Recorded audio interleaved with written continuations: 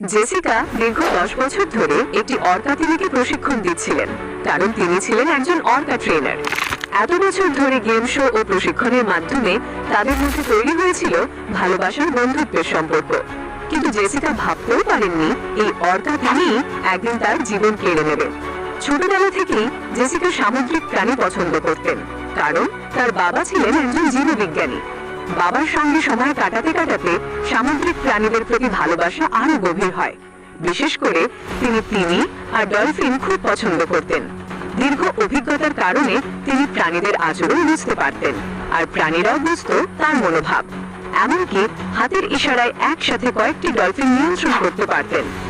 পরে Jessica অর্কাস ocean haven Marin পার্কে যোগ দেন বড় সামুদ্রিক প্রাণীর ট্রেনার হিসেবে। 19 বছর বয়সে অর্কা ট্রেনার হন এবং জীববিজ্ঞানে ডিগ্রি অর্জন করেন।